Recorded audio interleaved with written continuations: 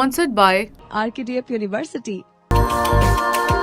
Taking stringent actions against the terrorist-promoting channel, Israel on Monday passed the law banning Al-Jazeera for spreading incitement against the Israeli military. Israel reprimanded the Qatar-funded media outlet for participating in the October 7 attacks led by Hamas terrorists and harming the national security of Israel. According to the proposed law, the channel will shut down for 45 days, after which it can be renewed whenever deemed necessary. Interestingly, Israel isn't the first country to ban Al Jazeera, as previously few other nations have already imposed sanctions on it. Taking to microblogging platform X, PM Benjamin Netanyahu praised the newly introduced law to remove the chauffeur of Hamas, Al Jazeera. Since the beginning of the war, Netanyahu had pledged to ban the propagandist channel from the country. However, the move could heighten Jerusalem's tensions with Qatar, that owns the media channel. Meanwhile, the Qatari government is playing a key role in mediation efforts to halt the war in Gaza.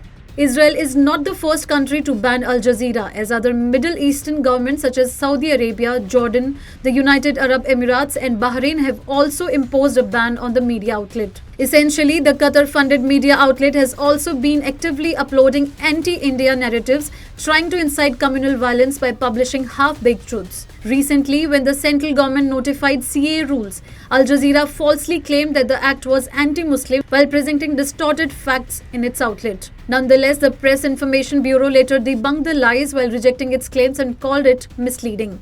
Meanwhile, Israel's communication minister Shlomo Karhi, who spearheaded the effort to pass the law, vowed that the Hamas mouthpieces in Israel would be closed soon and would not have freedom of expression in the country. Israel has often accused Al Jazeera of collaborating with Hamas since the initiation of war on October 7. Al Jazeera is one of the few international media outlets to remain in Gaza throughout the war, broadcasting scenes of airstrikes and overcrowded hospitals while also accusing Israel of massacres.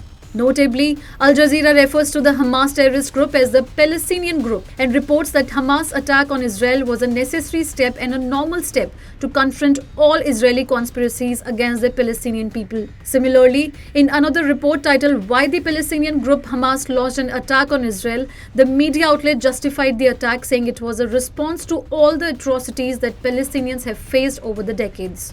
Meanwhile, following the law's passage and Israel's action on Al Jazeera, Israel's closest ally, the United States, expressed concerns. Addressing a press briefing, White House Press Secretary Karine Jean-Pierre said that the freedom of the press is critically important, and if the reports are true, then it is concerning. Zero specifically, but it doesn't matter, whichever, right, journalist more broadly. To those particular report, we've seen the reports, and certainly I'm going to refer to Israel for what they may or may not be considering. But if it is true, a move like this is concerning. We believe in the freedom of the press. It is critical. It is critically important, and the United States supports the critically important work journalists around the world do. It is pertinent to note here that even the US does not always agree with Al Jazeera's reporting. However, it respects the channel's work.